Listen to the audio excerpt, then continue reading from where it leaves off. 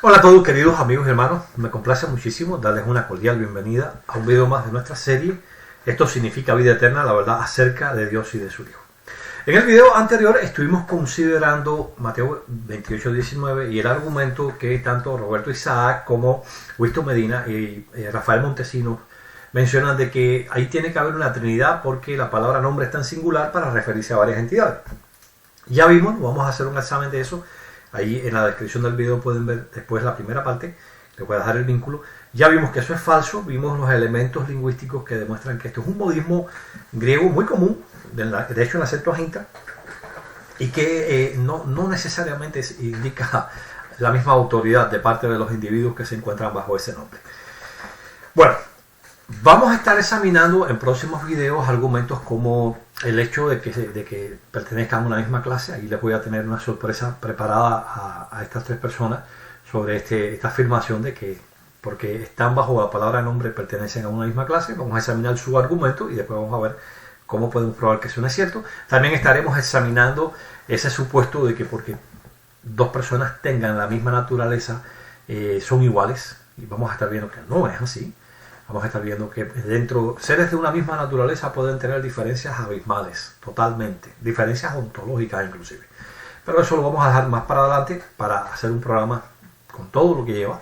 Hoy yo quiero centrarme en un argumento utilizado por Rafael Montesino y por Wisto Medina, muy interesante, que tiene que ver con la adoración de Cristo en el Antiguo Testamento. Está dentro del mismo video que estamos examinando. Creen que nos estamos yendo del tema. Pero como ellos lo presentan, yo quiero mostrarles a ustedes cómo los trinitarios tienen la costumbre de tergiversar las cosas y absolutizar las cosas de una manera que raya en la deshonestidad intelectual. Para poder comprender bien lo que vamos a estar examinando, yo quiero primero clarificar un concepto, que es la polisemia. La polisemia es un concepto que es simplemente lo siguiente: una palabra dentro de un idioma puede tener un solo significado o puede tener varios significados. Cuando tiene varios significados se dice que la palabra es polisémica, es decir, tiene varios significados. Voy a poner un ejemplo bíblico. Esto es muy común tanto en lo que es el hebreo como el arameo como el griego koiné. Vamos a buscar un momentico Génesis 22:5, vamos a considerar lo que dice la Reina Valera actualizada sobre lo que allí ocurrió. Dice: entonces Abraham dijo a sus siervos, esperad aquí con el asno, yo y el muchacho iremos hasta allá, adoraremos, esta es la palabra central, y volveremos a vosotros. Esta palabra adoraremos, ¿de qué palabra está traducida? Bueno, en lo que es la Septuaginta, ¿no? O sea, ¿qué palabra corresponde aquí con la palabra griega de la Septuaginta? Es proskuneo. La palabra proskuneo normalmente es adorar, como ustedes pueden ver, aquí efectivamente es esa palabra. Pero si usted llega a la conclusión, bueno, como yo he visto muchas personas, por ejemplo, cuando en el Nuevo Testamento se dice que a Cristo se le hizo un proskuneo, ¿no? O como en Hebreo 1:6 se dice que los ángeles de Dios le rindan proskuneo. No, ahí tiene que ser adoración, porque esa palabra solamente significa adoración. Pero eso es un error. Esa es una palabra polisémica, según se puede ver cuando uno examina muchísimos diccionarios que honradamente exponen el uso de esa palabra, no como adoración, sino como rendir homenaje, como pleitesía. Y para aquellos que tienen ese concepto, para que ustedes vean por qué es importante entender lo que es la polisemia, tienen un problema. Por ejemplo, el mismo Abraham, que es un hombre fiel, que adora a Dios, aquí en Génesis 22:5, ahora se encuentra uno con un problema en Génesis 23:7, el siguiente capítulo. Pero Abraham se levantó inclinándose ante el pueblo de aquella tierra, los hijos de Ec, noten ustedes aquí la palabra, inclinándose, y es precisamente proskuneo. Prosecúnesen. Entonces, la cuestión aquí es, estaba adorando Abraham a los hititas, a los hijos de Ed. Evidentemente no, que Abraham era un hombre fiel, pero sin embargo la palabra que se utiliza es la misma que se utiliza para la adoración de Dios en Génesis capítulo 22 versículo 7. Y si vamos al versículo 12, volvemos a Abraham, que no fue un acto, digamos, de deslealtad temporal, no, él vuelve otra vez a justamente a rendir este proscuneo ante el pueblo de la tierra, es decir, los hititas. Ahora, imagínense que alguien, como un ateo, fuera a traducir la Biblia y para probar el punto de que Abraham era un idólatra, dice: mira, aquí proscuneo, es la misma palabra que aparece allá en Génesis capítulo 22 versículo 5, lo que es la adoración que Abraham rindió a Dios. Por tanto, Abraham adoraba a los hijos de Ed, a seres humanos, y por tanto era un politeísta, era un idólatra. ¿Le parece sensato ese punto de vista? No. La persona honesta en sentido intelectual lo que hace es toma en consideración los diversos significados que tiene, considera lo que dice el contexto y en base al contexto entonces dice, ok, mira, esto es lo que significa. Es así de simple. Ahora, ya que tenemos claro lo que es el concepto de polisemia, cómo se aplica al estudio de la palabra de Dios, vamos a estar considerando, vamos a dejar que los propios Winston Medina y Rafael Montesino nos expliquen su punto de vista. Y cuando ellos nos expliquen su punto de vista, bueno, pues entonces vamos a ver con exactitud qué es lo que quisieron decir. Y vamos a considerar su argumento cuidadosamente. Así que vamos a buscar un momentico acá.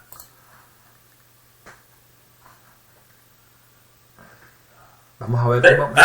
Voy más lejos todavía. Salmo capítulo 2. Salmo capítulo 2, versículo 12. Dice, besad al Hijo. Esa palabra nasak es un acto de adoración. En 1 Reyes 19-18 habla de besar a los baales. Y también se habla de besar a los becerros. Besar un ídolo es un acto de adoración. Y cuando Dios dice, Yahweh dice, besad al Hijo, es que adoren al Hijo. ¿Okay? En el libro de Daniel 7:14, el anciano de Elías está allí con el Hijo del Hombre en pie. Y él llama a todos los reinos que le sirvan. Esa palabra servir en arameo, esa parte de Daniel escrita en arameo, es pelar. Pelar es la misma palabra que aparece en Daniel capítulo 2, cuando había que adorar, cuando Nabucodonosor quería que ellos le hicieran pelar, que adoraran a la estatua de oro que él construyó. O sea que el Padre indica, ordena en imperativo en arameo, que se adore al Hijo. Entonces la Septuaginta traduce pelar como la treuo. Usa el verbo la treuo. De servir, de rendir servicio. Sagrado. O sea, el Padre dice que al Hijo no le rindan homenaje, ríndale servicio sagrado. Escucha bien, testigos de Jehová. Ríndale servicio sagrado, pelar, dice allí en arameo. Y la Septuaginta dice, traduce la palabra la treuo o la treya, como algunos dicen que es la treya, otros que es la treuo. La trevo. Pero la trevo. Entonces, es servicio de adoración sagrado. Y aquí en el libro de Apocalipsis, capítulo 5, Winston. Entonces, quiero leer esto versículo. Ya, pero antes de que te vayas para allá, para que la gente más o menos entienda, cuando se usa la palabra la trevo, es la misma palabra que se utiliza cuando Cristo objetó que Satanás lo estaba tentando y le dijo, adorarás solamente al Señor tu Dios, solo al Señor tu Dios adorarás, le darás servicio sagrado, y se usa la palabra la trevo. Y dice solo, mono. Sí. Y si solo se le da servicio sagrado al Señor, a Dios, Sí. entonces ¿cómo es que de Cristo se está diciendo que le des pelah o servicio sagrado, la trevo en el libro de Daniel? Y lo ordena el Padre no solamente en Daniel 7:14, al anciano de Elías, sino que en Hebreos 1:6. El Padre se adora de todos los ángeles de Dios. Y se trata de Septuaginta, donde indica un acto de adoración también, por si acaso. Sí. Bueno, ya tenemos él después menciona Apocalipsis 5, si no me recuerdo mal, 22 o 23. También nos vamos a examinar. Pero hoy queremos concentrarnos para no atiborrarles de material, porque obviamente vamos a tener que estarles mostrando algunas obras de consulta que, como mismo sucedió, y muchas gracias con Montesino. Montesino es una persona que, por lo que yo he podido apreciar, ¿no? y por supuesto con todo mi respeto por él, pero es alguien que él estudia dentro de una obra trinitaria, que un concepto es de cierta manera que favorece la Trinidad, y él se lanza de cabeza sin siquiera hacer un examen lingüístico de las distintas ocurrencias de esa palabra a través del texto en la Biblia, en los idiomas originales o dentro del contexto lingüístico de la época, como le sucedió también a Winston, ¿no? con Seon Autominai, que en el siglo I fue utilizado. Él decía que era agramatical y también que era algo completamente fuera del tiempo, ¿no? Porque fue algo tardío este tipo de construcción, y sin embargo vimos que Filón de Alejandría lo usaba. O sea, estas personas nunca hacen una investigación lingüística seria. Tomen nota de eso. Yo conozco académicos trinitarios que hacen investigaciones fantásticas, y por eso tú puedes ver que te dicen, oh sí, mira, nosotros creemos esto, pero también existe esta posibilidad en base a esto, o sea, con total honestidad intelectual. Esas personas no. Winston Medina, Roberto Isaac y Rafael Montesino tienen la costumbre de que ellos leen algo en una obra trinitaria, eso tiene que estar garantizado porque son académicos que nos están diciendo. Hoy vamos a volver a comprobar una vez más el enorme error que significa no hacer una buena investigación sobre lo que estamos disertando. Así que ya vimos cuáles son los argumentos tanto de Rafael Montesino como de Winston aquí. Se sustentan estos argumentos en base a el texto hebreo, el texto arameo y el texto griego de la Biblia. Vamos a comenzar con el primero de ellos, que tiene que ver con la palabra nashak. Él dice nasak, bueno, él parece ser que está confundiendo, eso le puede pasar a cualquiera. Yo mismo me confundo mucho entre la sin y la shin, pero es nashak. Bueno, ¿qué significa esta palabra? ¿Cómo es utilizada? Él dice, bueno, vayamos al texto de Génesis, perdón, acá en el texto hebreo, Salmos capítulo 2, versículo 2, dice, besad al hijo para que no se enoje y perdáis el camino. ¿Cuál es la palabra? La pueden ver aquí. Pueden ver que es nasak, ahí aparece, ¿verdad? Es besar. Y dice aquí,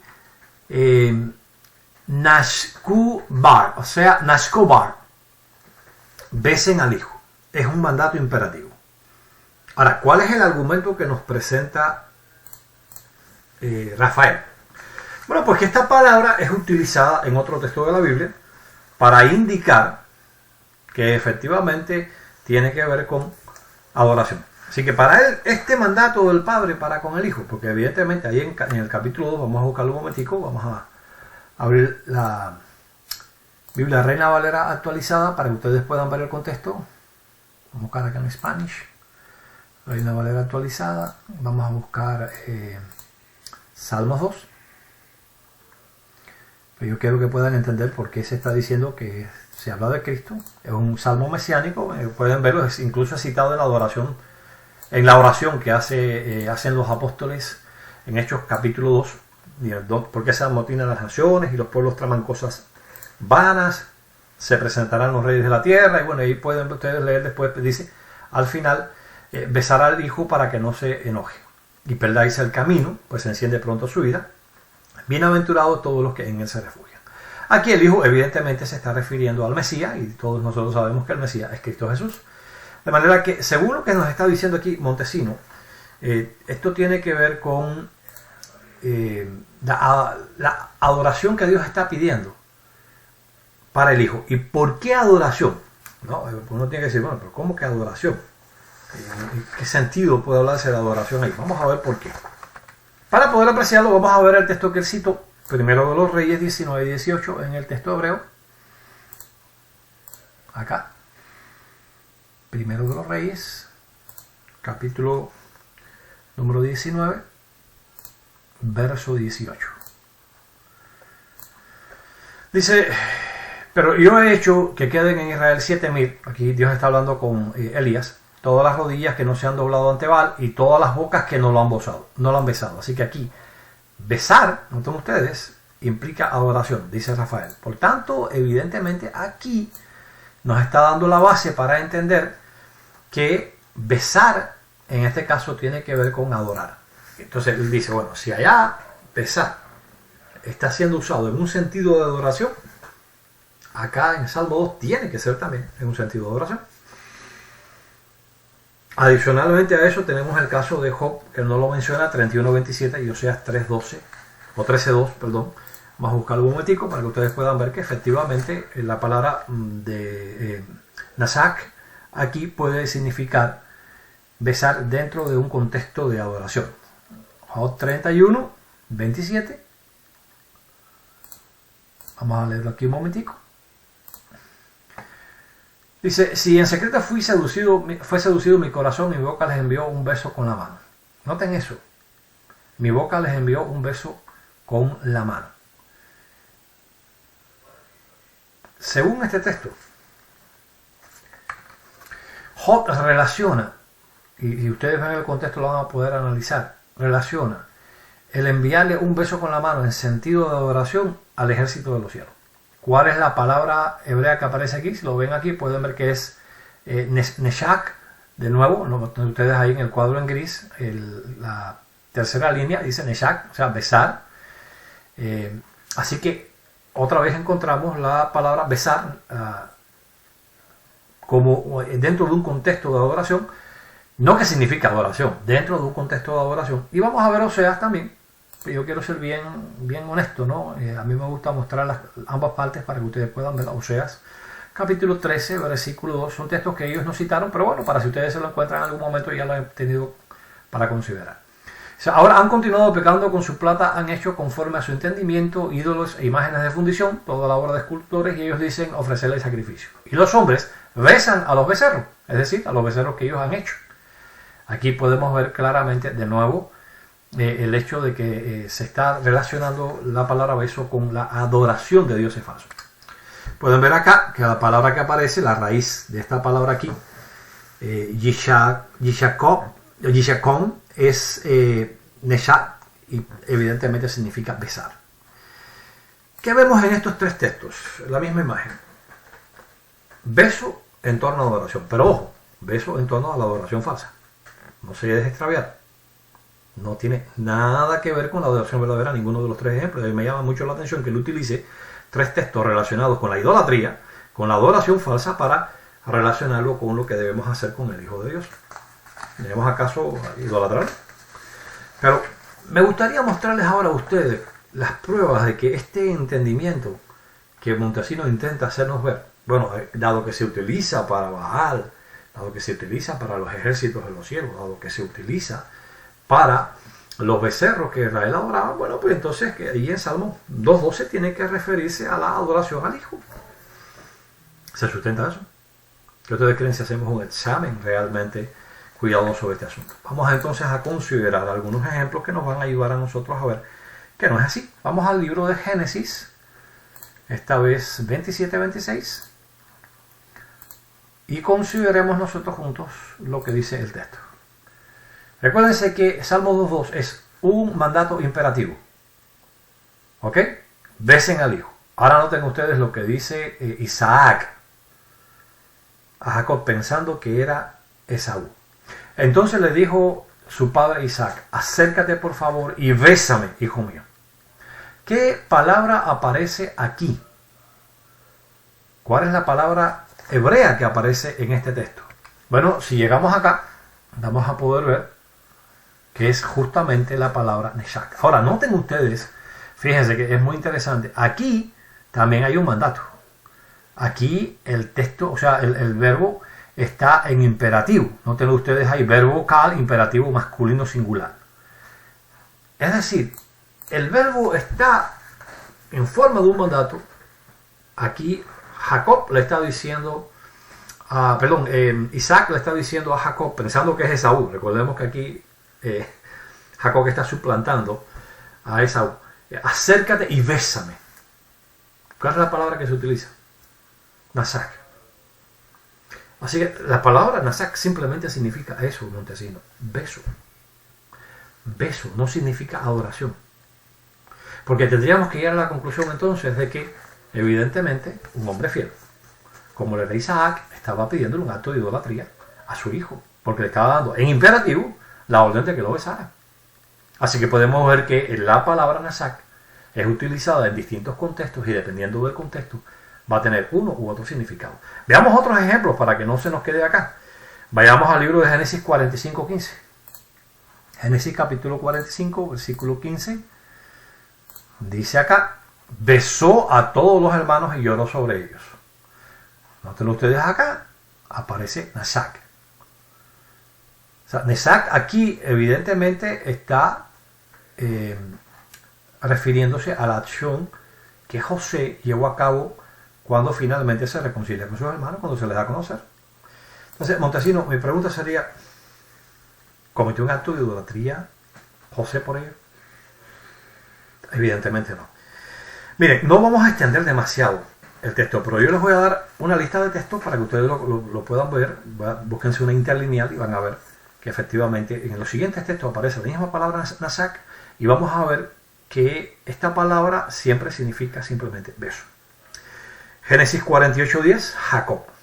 Génesis 51, José una vez más hace la misma acción. Éxodo 4:27, la acción la hace Aarón con Moisés. Éxodo 18:7, la acción la hace Moisés con su suegro. Perdón, Ruth 1:9, Noemí con sus nueras. Ruth 1:14, Ruth y Orpá lo hacen con Noemí. 1 Samuel 10:1, Samuel besa a David. 1 Samuel 20:41, David besa a Jonatán. Segunda de Samuel 14:33, David besa a Absalón. Segunda de Samuel 15:15, Absalón besa a los israelitas que venían a ver al rey, mañosamente para ganarse el corazón. Segunda de Samuel 15:15, segunda de Samuel 29, Joab a Amasa cuando lo mata a traición. Y Primera de Reyes 19:20. Todos estos textos tienen exactamente la misma palabra. Nashak. Oye, yo les pregunto a ustedes, ¿acaso todos estos hombres eran unos idólatras? Porque ellos hacían un acto que, según Montesino nos dice, significa adoración. Porque como se le da, como era un rasgo característico, ¿no?, de la adoración idolátrica cananea y de Israel, entonces para el Hijo tiene que significar adoración. Bueno, la pregunta sería entonces, Montesino, todos esos textos que aparecen ahí, dime, ¿a qué conclusión llegamos? Ven ustedes, amigos, por qué les expliqué primero qué cosa es polisemia. Pero yo quiero mostrarles a ustedes lo que dice una hora de consulta académica sobre este término. Vamos a buscar para eso un diccionario muy bueno que yo localicé para el beneficio de ustedes, Theological Workbook of the Old Testament, o el vocabulario teológico del Antiguo Testamento. Aquí yo les hice un bookmark para poder ir directamente, no tener nosotros que pasar trabajo localizando la palabra en el texto. Notenla ustedes acá, es nashak, como les había dicho, es decir, yo beso o besar. El diccionario comienza mostrando algunos pasajes difíciles de entender en donde se utiliza este verso. No es el tópico que estamos tratando. Si ustedes lo quieren leer después con calma, paren el video y puedan, déjenme hacer un momentico pausado y puedan leer ahí esa descripción. No es el tema que estamos tratando ahora mismo. Lo que nos interesa ahora es lo que aparece aquí. Dice, besar fue, noten esto, una convención muy común en el antiguo cercano Oriente. Sin embargo, siempre con un significado especial. O sea, esta era una práctica común. Esta era una práctica muy, muy común. Y siempre tenía, por supuesto, significados muy especiales, ¿no? Por ejemplo, se habla de beso dado a un padre, a la madre, a un hijo, a un hermano, a la esposa, al padre o madre, o sea, mother-in-law, father-in-law es como el suegro y la suegra, a viudas de un solo hijo. Es decir, evidentemente aquí se está refiriendo que este es un término muy común, aparece una gran cantidad de veces en las escrituras hebreas, pero es importante entender dentro de lo que es la cultura israelita, qué significaba eso, para que no vayamos a cometer un error, ¿no? Dice, junto a los besos de afecto, es decir, esos que se le da a la familia, como se describe en el párrafo anterior, ahí también existían los besos de respeto. Noten esto. Particularmente es digno de mención a Samuel besando a Saúl después del nombramiento de él, en 1 Samuel 10:1. ¿Por qué? Porque Samuel lo que está haciendo no es adorando a Saúl. Samuel lo que está haciendo simplemente es mostrándole respeto a Saúl. Así que este beso, este nashak, era sin lugar a dudas una forma apropiada de demostrar respeto a un rey. Y cuando uno examina Salmos capítulo 2, ¿qué se encuentra? Vamos a verlo ahorita. Entonces, sigue diciendo ahora acá. También tenemos el caso de David, por parte de un sujeto que leal a él, que cuando él retornó del exilio. Ahora dice acá, el uso, y este es un punto esencial, el uso del beso en la adoración falsa es indicado en 1 Reyes 19:18, Oseas 13:2 y Job 31:27. Miren qué interesante.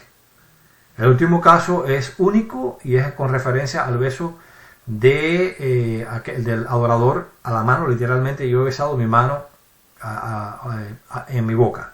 Entonces, qué interesante, porque aquí cuando se habla de beso en adoración, tiene que ver el uso de besos, ¿dónde? En la adoración falsa. Pero no hay una sola mención de que esto tenga que ver con la adoración verdadera. O sea, esta hora de consulta, primero que todo, nunca nos dice que nashak sea sinónimo de adoración. adorar y besar no son sinónimos.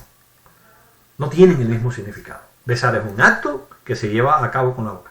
Ahora bien, que como parte de la adoración idolátrica, y es interesante, Montesino, que tú cites nada más y nada menos que la adoración idolátrica, para reforzar tu punto de vista trinitario de que al Hijo hay que adorarlo porque a los Baales se le adoraba de esa forma.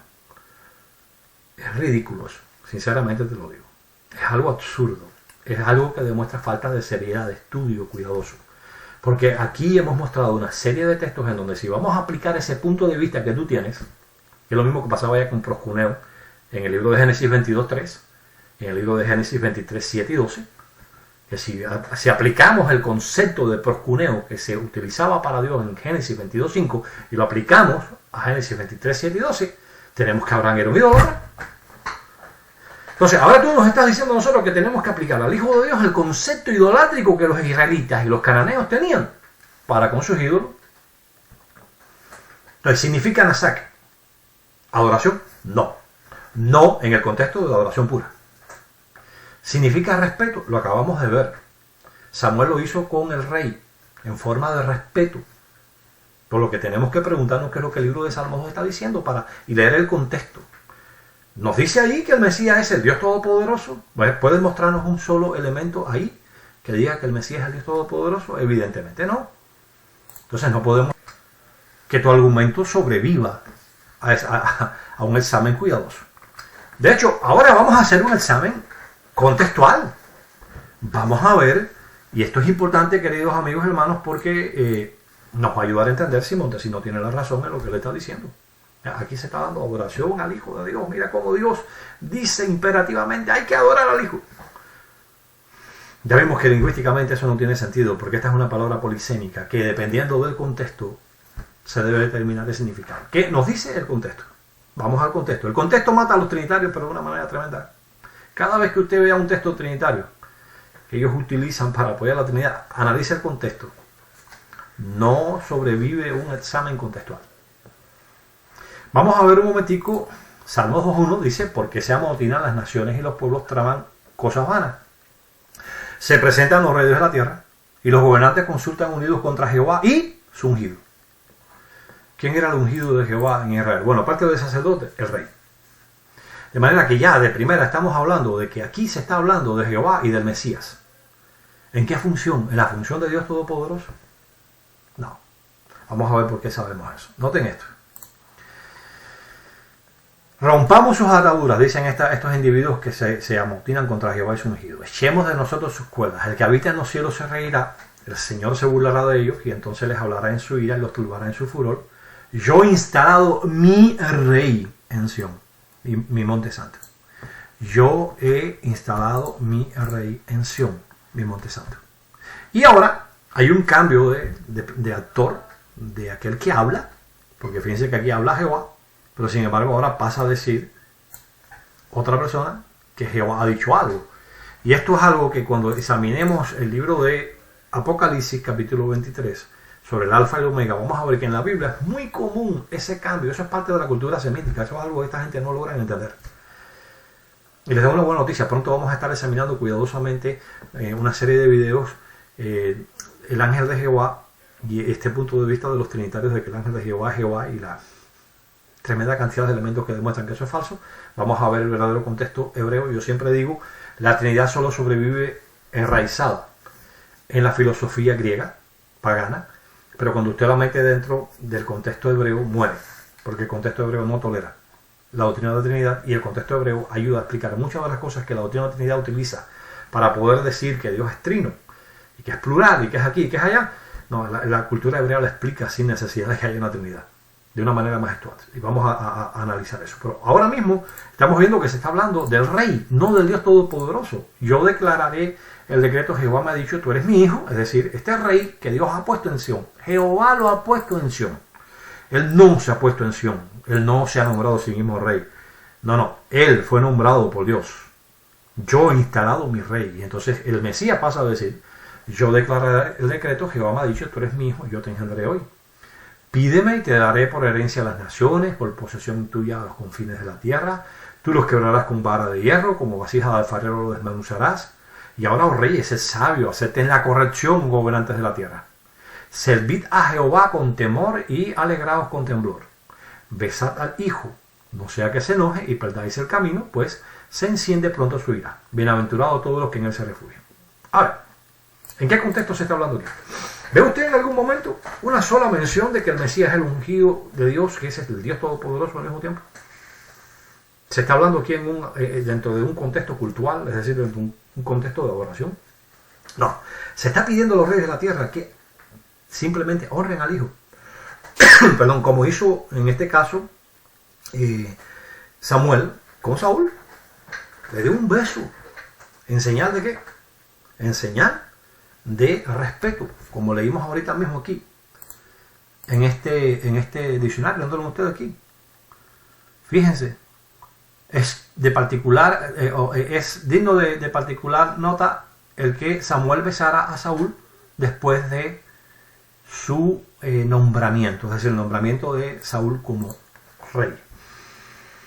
Y aquí estamos viendo que se está nombrando al Mesías como rey de todas las naciones, y se le dice a los reyes, bésenlo, así demuestren el respeto.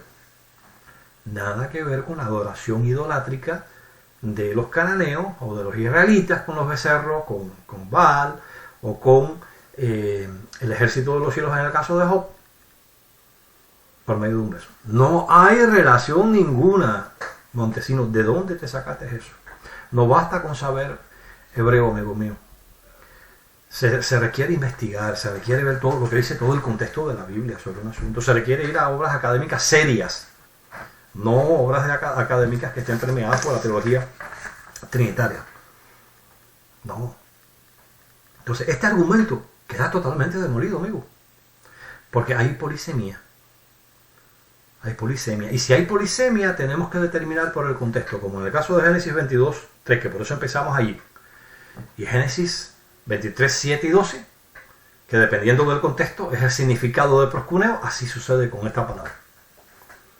Nasak o Nashak. Así que primer argumento demolido ante la evidencia de que es un término polisémico y ante la evidencia de que el contexto no habla del Dios Todopoderoso.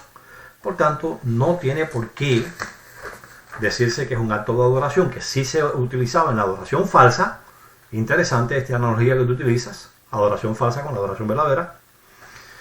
Muy interesante, y más bien era un acto de respeto para con cualquier rey nombrado. Así que, primer argumento, Puesto Medina, Rafael Montesino, lo siento, primer argumento demolido. ¿Qué tal si pasamos al segundo argumento, ¿no? Porque ya vimos que Nashak no significa adoración, no es un mandato del Padre para adorar al Hijo, es un mandato de mostrarle respeto y honra como el rey ungido por él, el rey que él ha instalado en la montaña celestial de Sion. Bueno, ¿qué hay de Daniel 7:14?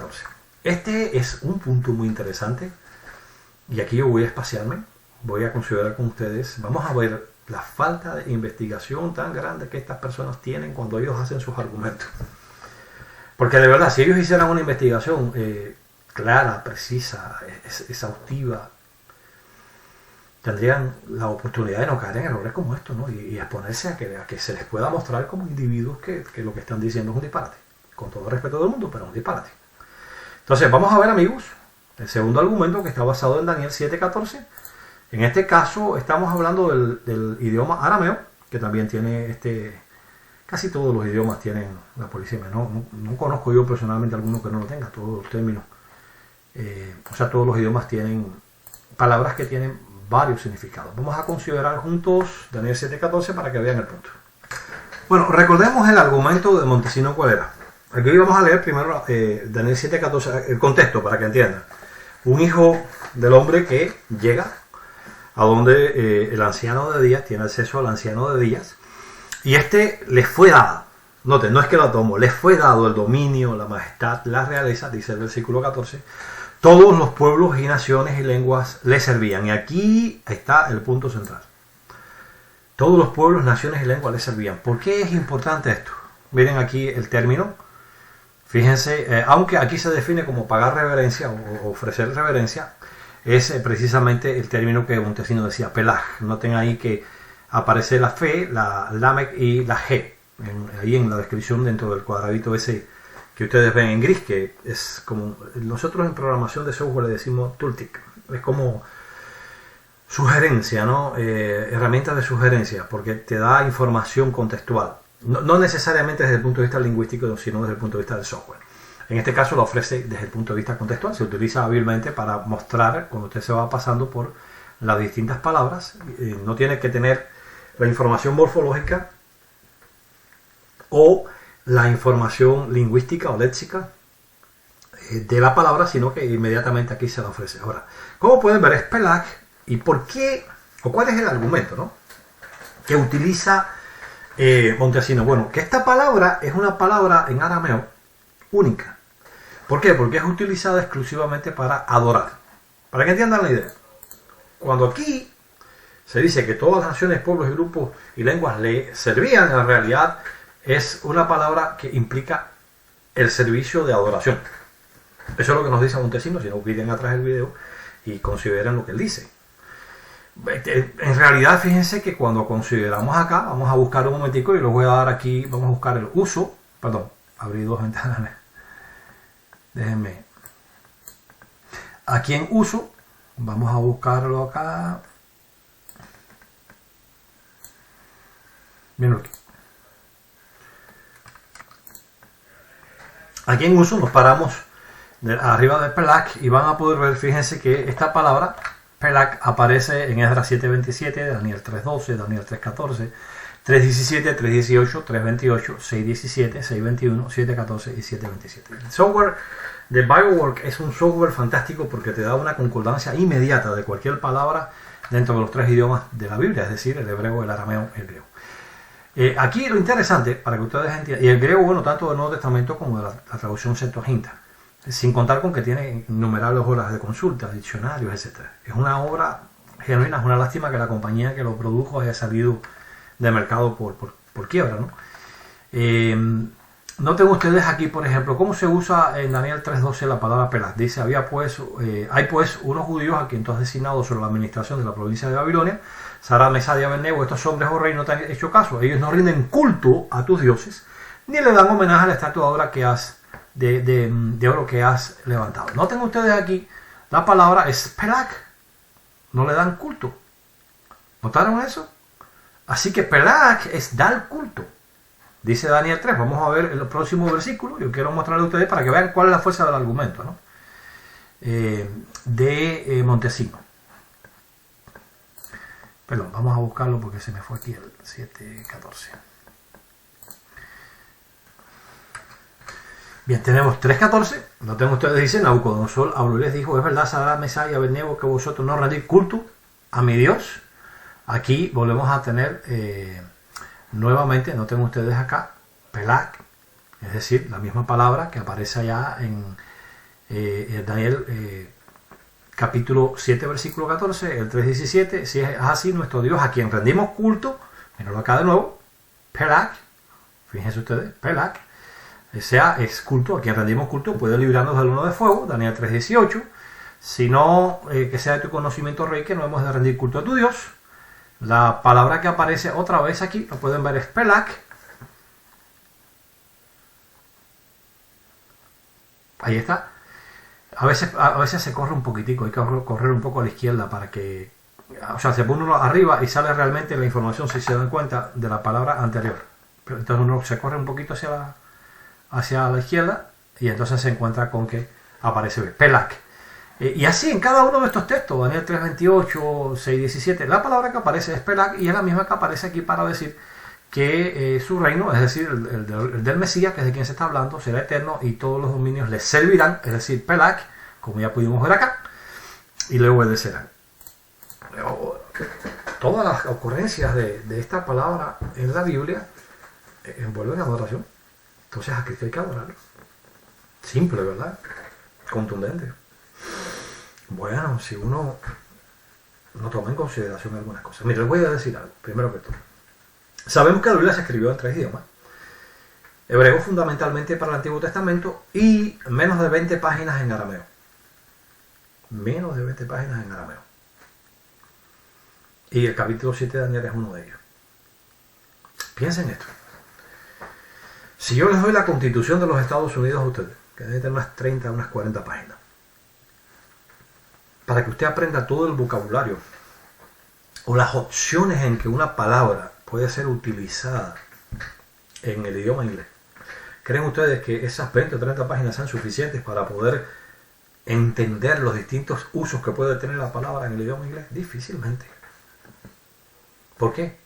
Porque estamos hablando de 30, 40 páginas. Es decir, la cantidad de información escrita que vamos a tener ahí es tan pequeña que no podemos tomarlo como un referente para decir esta palabra solamente significa esto.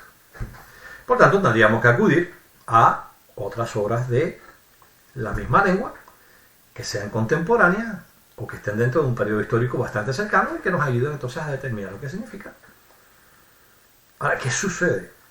Todos los léxicos que usted va a encontrar del arameo bíblico, que siempre vienen acompañados como, podríamos decir, un apéndice, por así decirlo, del hebreo, porque obviamente es tan poco el vocabulario arameo utilizado en el libro de Daniel que no se puede hacer un libro de él.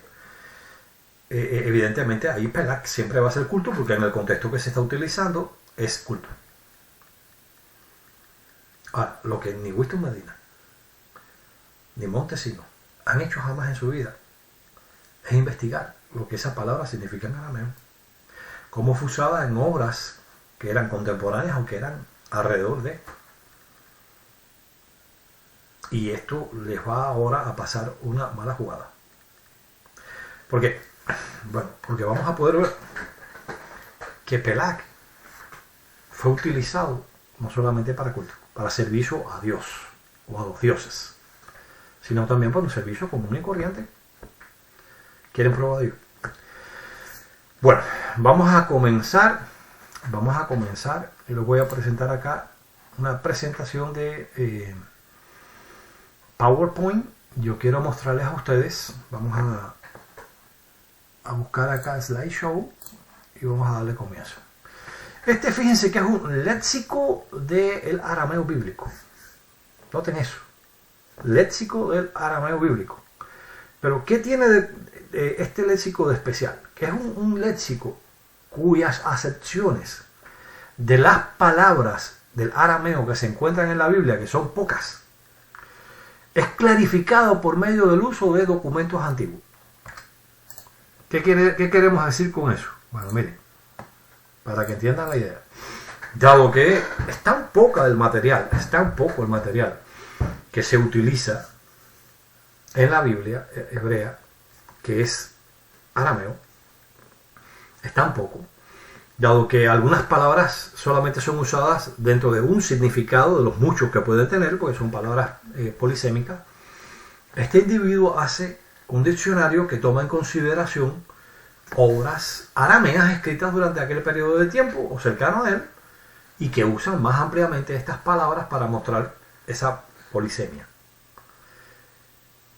Fíjense ustedes lo que dice el diccionario propiamente, porque ahí yo les estaba mostrando ahorita, aquí lo pueden ver, este es el diccionario como tal, yo lo compré ayer para poder mostrárselos a ustedes y poder sacar la información, porque obviamente cuando yo vi que decía clarificado por documentos antiguos, enseguida me di cuenta que este diccionario iba a ayudarnos a poder presentar el punto de vista académico de qué cosa es Pelak en el arameo. El arameo, para que ustedes entiendan, es un idioma que surge, principalmente se desarrolla con el imperio babilónico, es adoptado como el idioma oficial después por los persas y sobrevive en forma de muchos dialectos en Egipto, el llamado arameo de la isla de Elefantina, el arameo siriaco, donde viene la peshita, el nabateo, el arameo de Palmira, o sea, una serie de dialectos. Esto es algo que tuve que estudiar yo en un proyecto de un libro que estamos haciendo para exponer históricamente el desarrollo de lo que es el tetragramaton, y hemos llegado a conclusiones muy interesantes, incluso también sobre la pronunciación a favor de Jehová, que hoy tanta gente dentro del mundo académico echa por tierra, supuestamente, pero no está enfocado a la pronunciación, sino a una serie de aspectos muy interesantes históricos y arqueológicos que en su momento vamos a analizar. De hecho, cuando yo fui a comenzar junto con el equipo de trabajo nuestro a tratar este asunto, bueno, pues tuvimos que comprar horas de consulta, algunas de ellas se las vamos a mostrar, algunas de ellas tienen que ver, como pueden ver acá, con el texto de lo que son los documentos arameos egipcios, es decir, la elefantina. Y estas horas de consulta, pues me dieron una visión, porque tuve que, por supuesto, actualizar un poco mi conocimiento del arameo. Bueno, no voy a decirle que soy experto ni mucho menos en arameo, pero al menos tengo la posibilidad de hacer un examen dentro de un texto para considerar lo que el texto dice y poder hacer comparaciones. Ahora, cuando yo me tropecé por primera vez con este argumento sobre Pelak, acudí a un proyecto, yo se lo quiero mostrar aquí, y se lo quiero mostrar para si en algún momento ustedes necesitan utilizarlo. Es el CAL. ¿Qué cosa es el CAL? Es de Comprehensive Aramaic Lexicon. O sea, el léxico arameo integral. Esto es un proyecto realizado, para que ustedes entiendan, dice un nuevo diccionario de la lengua aramea titulado el léxico arameo integral está en preparación actualmente por un equipo internacional de académicos cuya oficina principal se encuentra en el College de la Unión Hebrea en Cincinnati, Ohio, USA. Entonces aquí, bueno, por supuesto se hace referencia a la mayor parte de las obras académicas que cubre todos los dialectos y periodos del antiguo arameo, uno de los principales lenguajes de la antigüedad, con la literatura de más importancia para la historia de la civilización, especialmente para las religiones judías y cristianas. Así que este léxico, para que ustedes entiendan, es un léxico muy bueno. Yo lo utilicé en su momento cuando quise considerar el uso de Pelak dentro, porque cuando me sueltan este argumento yo me quedo como, bueno, esto tiene sentido, ¿no? Y desafortunadamente lo que tenemos de arameo dentro de la Biblia es nada, son 20 páginas si acaso. De hecho, este mismo diccionario lo dice aquí. Voy a mostrarle un momentico. A perdonar que me espacio un poquitico, pero yo creo que es bueno que ustedes tengan todos los elementos para si en un momento determinado alguien les viene a meter un cuento, ¿no? En este léxico del Antiguo Testamento hebreo de Frank Sorer se quería presentar no solamente los varios significados de las palabras en general, en un modo general, sino también una explicación específicamente de su uso peculiar. O sea, no se trata solo en este léxico de los posibles significados, sino que, bueno, vamos a explicar por qué ya hemos llegado a la conclusión de que esta palabra puede ser usada de una manera o de otra. Entonces, dado que él no dejó notas detrás de él, es decir, el autor original de esta obra, sobre la parte aramea del Antiguo Testamento, una herramienta es necesaria para machar, bueno, pudiera ser, en este caso sería como igualar lo que es la parte del propósito y el carácter de la parte hebrea. La principal dificultad, noten esto, la principal dificultad en proveer esta clase de herramientas viene por el hecho de la brevedad del texto bíblico arameo, que en la Biblia hebrea difícilmente llena 20 páginas, lo mismo que estábamos diciendo ahorita. O sea, ellos dicen, oye, mira, ¿sabes cuál es el principal problema de crear un léxico en arameo que nos ayude a valorar cuál sería la palabra hebrea que se utilizaría si se hubiera escrito en hebreo? Bueno, el hecho de que tenemos muy poco arameo dentro del texto de la Biblia. Entonces, más aún, el sentido y ocurrencia de muchas de estas palabras aparece, dice only or rarely, o sea, como únicamente de manera rara. Y algunos términos son usados solamente en un sentido secundario. O sea, ¿qué está diciendo la introducción a esta obra académica? Fantástica, por cierto, me alegró muchísimo haber invertido el dinero que invertí en ella, porque fantástica. Ellos dicen, mira, es tan poco el arameo que tenemos dentro del texto de la Biblia, junto a la Biblia hebrea, especialmente en el libro de Daniel y algunas secciones también del libro de Hebrea, que difícilmente podemos tomar eso para poder hacer un léxico y decir esta palabra corresponde con esta palabra aramea corresponde con esta hebrea. Porque muchas veces un término se utiliza una o dos veces y solo dentro de un sentido único, como parece con Pelak. Aquí en la Biblia se utiliza nada más que con su significado de adorar o rendir culto, servir, dar servicio a una deidad. Pero sin embargo, vamos a continuar viendo, ellos dicen acá, para remediar esta situación, el significado y el uso del arameo, de las palabras del arameo bíblica serán clarificadas por las citas de documentos arameos antiguos. Dado que el Antiguo Testamento arameo, los textos del Antiguo Testamento arameo, fueron por muchísimo tiempo el único ejemplo de arameo precristiano, es decir, antes de lo que se conoce como el arameo palestinense o el arameo siriaco, o por traducciones de él. Así que por mucho tiempo esto fue el punto, no habían documentos, no se encontraron documentos en arameo antes del tiempo de Cristo, pero esto, siguen ellos diciendo, cambia radicalmente, pues ustedes pueden leerlo ahí si ustedes quieren, cambia radicalmente con el descubrimiento de una gran cantidad de documentos arameos, entre ellos los papiros de Elefantina, una gran cantidad de documentos allá en lo que se conoce como Babilonia, la región de Babilonia, del imperio medo-persa posterior. Y esto hace ahora que una palabra que antes estaba nada más que en la Biblia y que aparentemente tenía un solo significado, empiece a verse mediante la investigación lingüística que ya no tiene un solo significado, sino que es utilizado con un significado totalmente diferente. Ahora, yo quiero mostrarles este mismo diccionario, cómo hace referencia a obras de consulta donde Pelach aparece. Y vamos a ver si se sostiene el punto de vista que Montesino utiliza. Vamos a ver acá, de nuevo la presentación. Ahí ven el léxico, en la página 273. Noten ustedes que aquí aparece la palabra Pelach. Nos da información lingüística de cómo se forman, por ejemplo, en el imperfecto, la tercera persona masculina del plural, se forma aquí con esta terminación, este sufijo, y con este prefijo que es la yo para indicar que es imperfecto. Pero como pueden ver, la raíz sigue siendo la fe, la lamek y la g. El infinitivo se forma con una men delante y se pronuncia como mi plash. El participio singular masculino como palaj, en este caso sería una referencia a una característica del individuo como servidor o como adorador, dependiendo de su significado. El plural masculino, aquí lo tienen, el constructo, aquí lo tienen, que sería palhei. Ahora, ¿cuáles son los significados que da este diccionario a esta palabra? La palabra pelaj dice cultivar, servir, ministrar y adorar.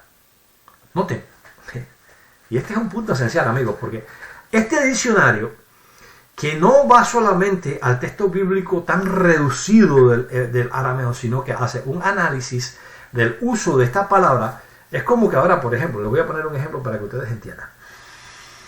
Yo diga, por ejemplo, imagínense ustedes que al escribirse el Nuevo Testamento careciéramos de la Septuaginta para poder, y no hubiera más ningún, por ejemplo, Apocalipsis 3:9, donde se dice que vendrán y harán procurando ante tus pies, ¿no?, delante de una de las congregaciones cristianas, no existiera. Y solamente existieran los textos en donde aparece para Cristo, ¿no?, y para Dios. Uno diría, bueno, esta palabra solamente significa adoración. Pero a nosotros tener ahora la Septuaginta, a nosotros tener el libro de Apocalipsis 3:9, ¿verdad?, donde se dice claramente que los judíos van a venir delante de la congregación cristiana y van a rendir proscuneo delante de sus pies, obviamente. No puede ser en el sentido de adoración. Ahora tenemos la posibilidad de darnos cuenta que proscuneo, como vimos al principio, ¿no?, Génesis 22, 23, 7 y 12, pues no significa solamente adorar. Y esto que este individuo hace es simplemente ampliar el horizonte, en vez de simplemente basar su análisis en el texto bíblico que está tan restringido. Él lo hace por medio de ir al significado de esta palabra en las distintas obras literarias de la época. Entonces nos dice, bueno, Pelach puede significar adorar, sin lugar a duda. Y note que es un léxico del arameo bíblico, académico. O sea, no estamos hablando, para que entendamos esto, de arameo imperial. Estamos hablando del arameo bíblico, pero que está clarificado su significado por medio de documentos antiguos. Mira, Montesino, si hubieras tomado un poco de tiempo para investigar lingüísticamente, esto no se te viraría ahora en contra tuya. Ahora ellos empiezan a presentar una serie de elementos. Noten ustedes, por ejemplo, que para cultivar, dice, he comenzado a cultivar la tierra. Y aquí entonces viene la cita. Y noten ustedes que aparece, en este caso recuérdense que sería un infinitivo, ya lo vimos aquí, pero tiene la preposición le, o sea, sería entonces le mi pla, es decir, a cultivar, he comenzado a cultivar, y aquí claro están 3 puntos porque dice junto con mis hijos, pero él dice, y entonces nos dice que eso se encuentra en un documento conocido como 1Q App Gen 1213, que simplemente es Cueva del Qur'án, recuérdense los manuscritos del Mar Muerto, número 1, el apócrifo de Génesis, columna 12, verso 13. Entonces ahí dice, bueno, mira, en esta cita tenemos esto. Fíjense. ¿Será cierto eso? Bueno, a mí me gusta muchísimo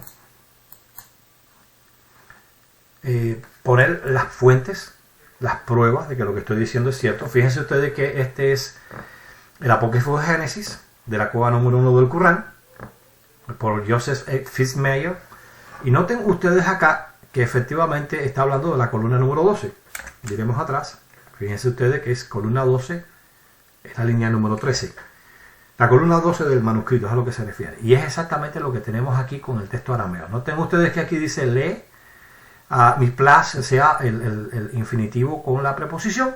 Columna número 12. Noten ustedes aquí el 13. Y cómo se traduce, dice yo y mis hijos. Noten ustedes por qué los 3 puntos aparecían allí. Comenzamos a cultivar la tierra. Pelaj aquí, para que entiendan el punto, no significa comenzamos a adorar la tierra.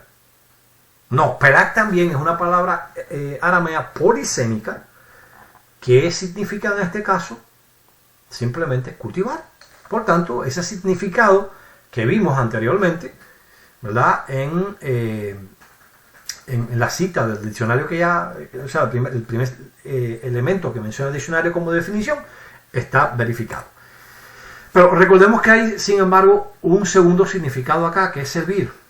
Y ahora lo interesante es que se cita, noten ustedes, esta cita de acá, noten ustedes aquí el imperfecto, como habíamos dicho ahorita, el imperfecto, en plural, dice, nosotros serviremos, o te serviremos durante tu vida como un hijo o una hija provee para su, o para, o sea, su como hombre o su como mujer, en inglés tenemos ese problema, para su padre. O sea, nosotros te vamos a servir durante toda tu vida, tal como un hijo o una hija sirve a un padre.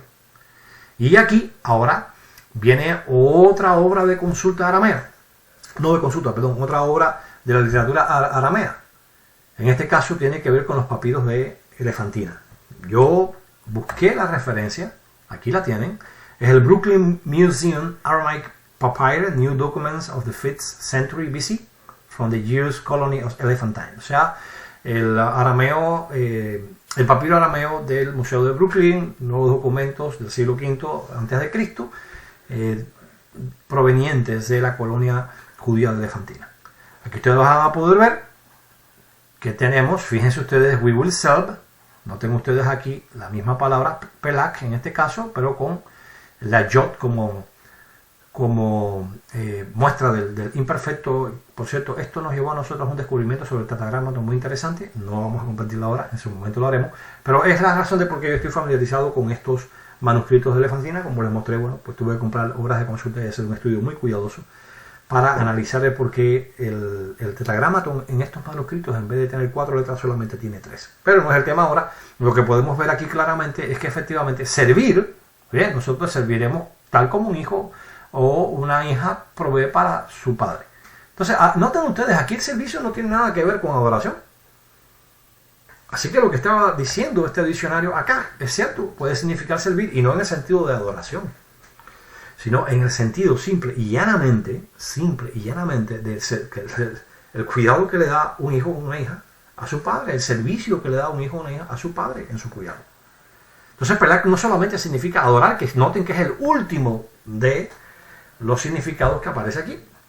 Entonces, significa cultivar, como vimos en el caso del el 1Q, que se conoce como 1Q20 para abreviarlo, para no tener que decir la cueva del Qur'án número 1, apócrifo de Génesis, 1Q20, yo lo tengo dentro de mi base de datos en Logos. Yo tengo la base de datos completa de lo que son los documentos sectarios y bíblicos del Corán. Muy bueno, porque me ayuda a hacer mis investigaciones lingüísticas sobre lo que es el Antiguo Testamento y algunas investigaciones sobre el contexto hebreo de aquel tiempo. Y bueno, ustedes recordarán el video que hicimos acá en el canal con relación al uso de la palabra El y Elohim, como prueba de que en el contexto hebreo, evidentemente esto era algo muy común con relación a los ángeles. Entonces, aquí ahora dice ministrar.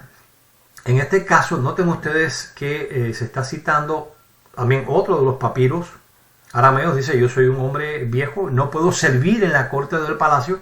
Así que servir o ministrar en este caso ahora tiene que ver con servir en la corte, servir en lo que es como oficial del rey. Y aquí noten ustedes que aparece otra vez mi plac, o sea, lo que es el infinitivo con la preposición le. Bueno, yo les busqué también, fíjense, este es el mismo libro que yo les había mostrado anteriormente, el libro de texto de los documentos arameos provenientes del Antiguo Egipto. Aquí tienen, noten ustedes, vamos a mirar un momentico atrás porque como pueden ver, este símbolo, si ustedes lo buscan en este diccionario, tiene que ver con justamente lo que se conoce como el C11, que es el documento según la nomenclatura asignada dentro de esta obra.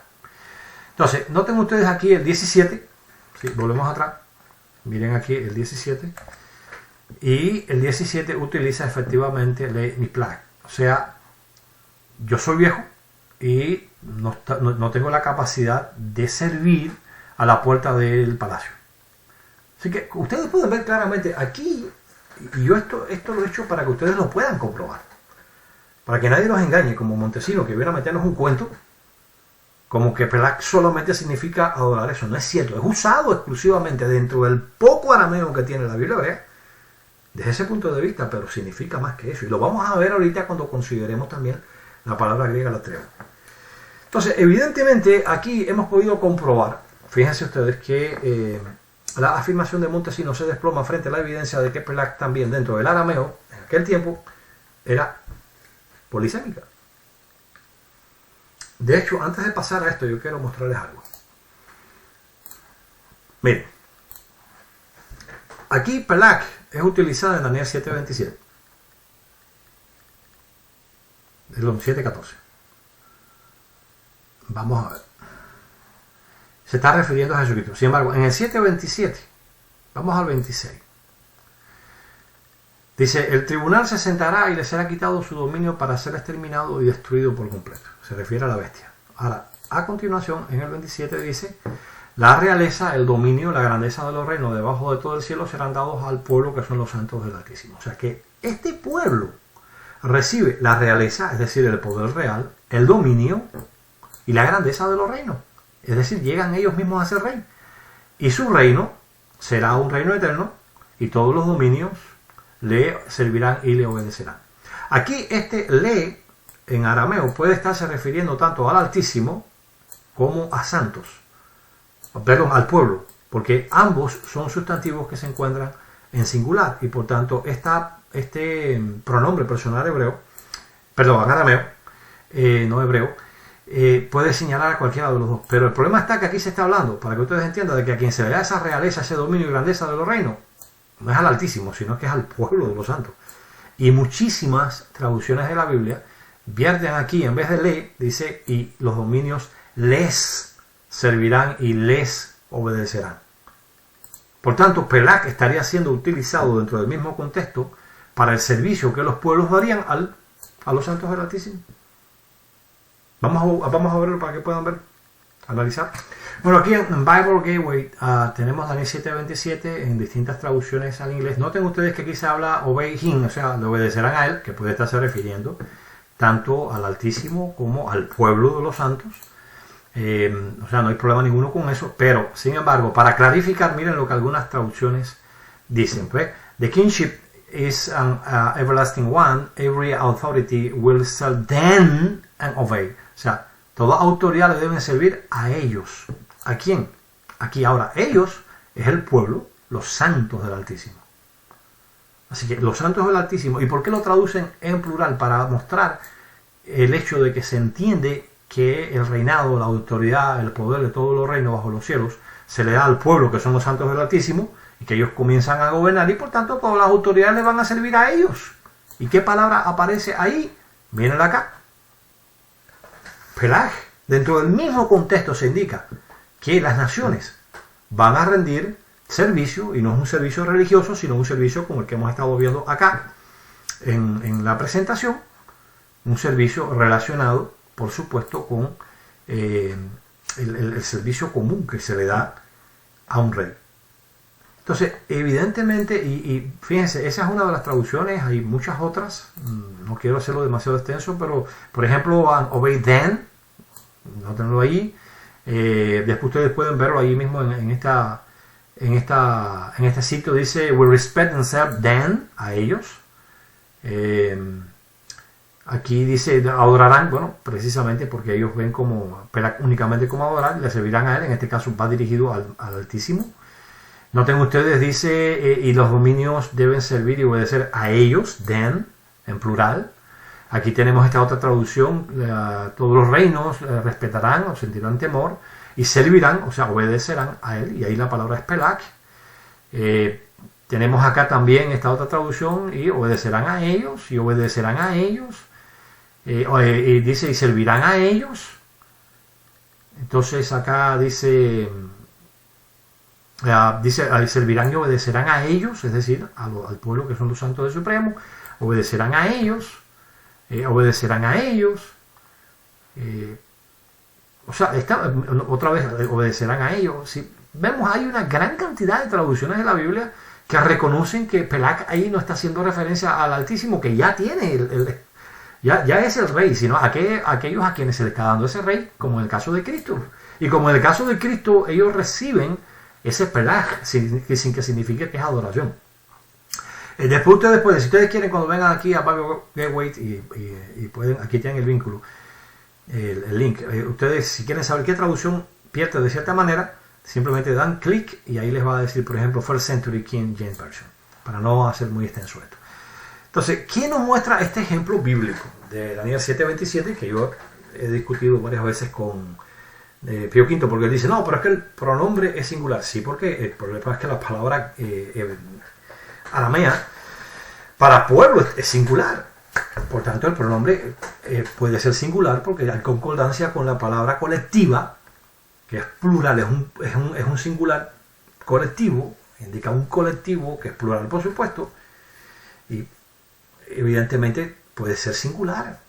Así que en el mismo contexto tenemos que en el versículo 14 se habla de Cristo recibiendo pelag de parte de todos los pueblos, pero en el versículo 27, cuando se hace el nombramiento de esos reyes y sacerdotes, que el libro de Juan capítulo 20 menciona que han de gobernar con Cristo, y Apocalipsis 1:5 dice que han de gobernar con Cristo, y fíjense que en el mismo contexto nos está diciendo claramente que tanto a Cristo como a esto se les rinde pelag.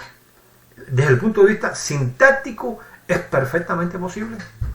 Y cuando vemos lo que este diccionario y las obras de consulta que rodean el libro de Daniel en arameo utilizan como posible significado, estamos viendo entonces que a este hombre se le cae por completo.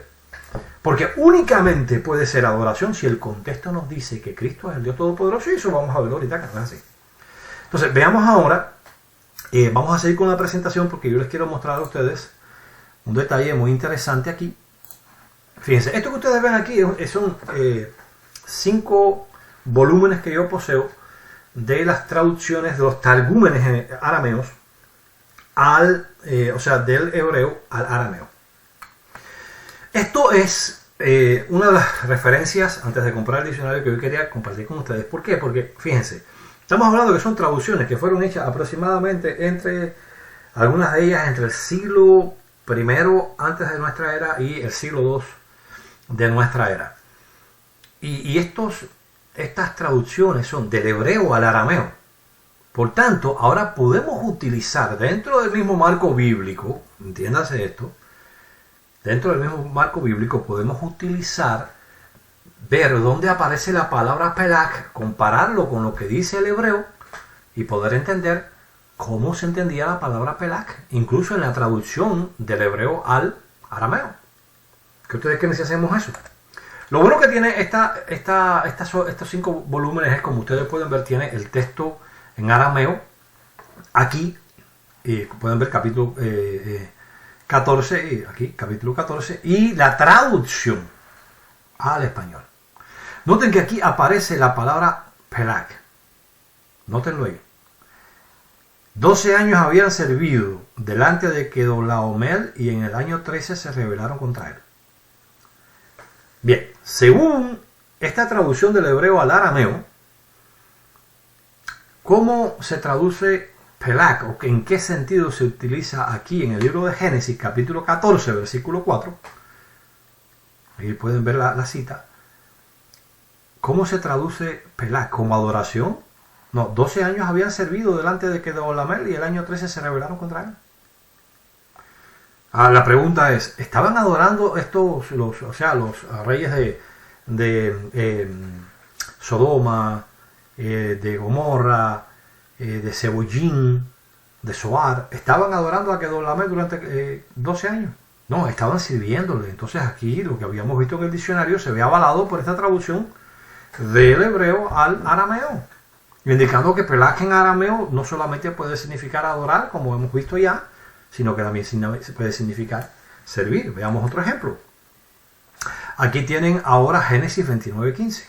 Noten ustedes aquí el participio con la preposición, como mismo lo vimos allá en los ejemplos no bíblicos, que ya habíamos mostrado, partiendo del diccionario que amplifica o analiza el significado de las palabras arameas en la Biblia a la luz del contexto lingüístico de esa época.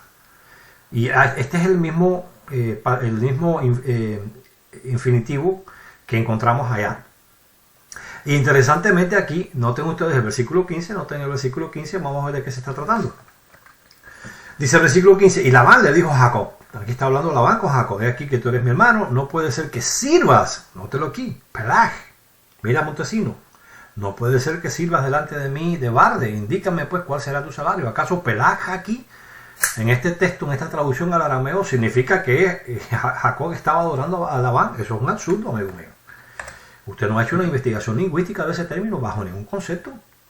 Cuando usted hace un análisis del contexto de una obra literaria, usted puede entender lo que significa esa obra. Yo le voy a poner un ejemplo sencillo, que no voy a ahondar mucho en ello, pero hace, por allá, por los años 1500, la Biblia de Génova, una Biblia protestante muy apreciada por los protestantes, porque fue una de las primeras traducciones que se hizo al inglés, vierte varios versículos del Antiguo Testamento como que seres humanos fieles a Dios adoraron a otros, worship. Y uno dice, pero ¿cómo es posible que David, por ejemplo, que Salomón adore a su mamá, ¿no? Worship. Ahí viene la palabra proskuneo, que mencionábamos al principio.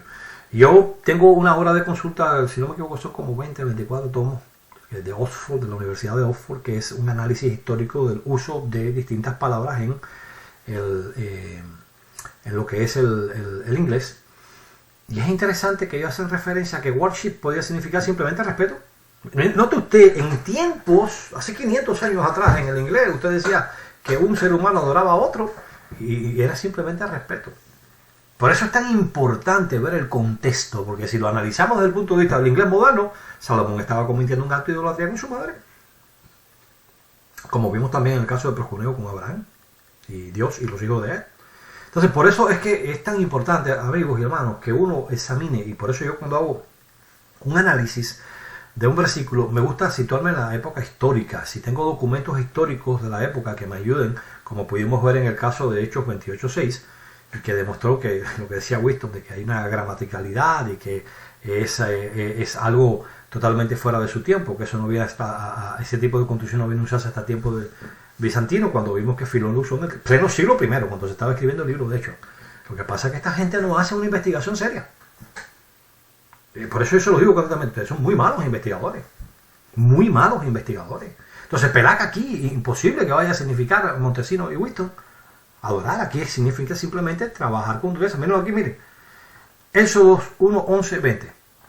Dice, amargaron su vida con trabajo duro de barro y ladrillo. Se está refiriendo a los egipcios a los israelitas. Con toda clase de trabajo en el campo, con toda suerte de trabajo en que los hacían trabajar con dureza. Míralo ahí. Pelag. ¿Entendemos eso? sea, evidentemente aquí estamos viendo claramente que no se está refiriendo a que los israelitas adoraban a los egipcios. Se está utilizando en el sentido de servir. Veamos ahora Éxodo 14:12. Noten lo que le decían los israelitas frente a cuando ellos vieron los ejércitos de Faraón venir hacia donde estaban ellos. Ellos le dicen, oye, y noten ustedes aquí, 2 veces aparece la palabra Pelak con distintas terminaciones. Dice acá, no es esto lo que hablamos contigo en Egipto diciendo, déjanos que sirvamos delante de los egipcios, sirvamos Pelak aquí, pues nos es mejor servir, aquí tienen, dice, ante los egipcios que matarnos en el desierto. O sea, le estaban diciendo, oye, deberías dejarnos que adoráramos a los egipcios. ¿Eso es lo que quiere decir Pelak allí? No, la evidencia lingüística es avasalladora. Tenemos aquí Éxodo 21:2. Ahora, fíjense ustedes que aquí aparece, noten ustedes el imperfecto para indicar el futuro, para indicar una acción no completada. Dice, cuando cumples un esclavo hebreo, 6 años servirá Pelak ante ti y al 7º año lo despedirás gratuitamente. A ver, si un israelita compraba un esclavo hebreo, Montesino y Winston, quiere decir que durante esos 6 años tenía que adorar a su amo. Porque ahí está Pelak, en arameo. Esto es arameo. O Pelak puede significar también servir, como el servicio que se le da a un rey. Eso es importante.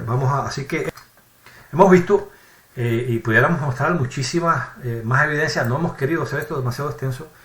Hemos visto claramente que el arameo, en tiempos de Daniel, Pelak podía tener otro significado.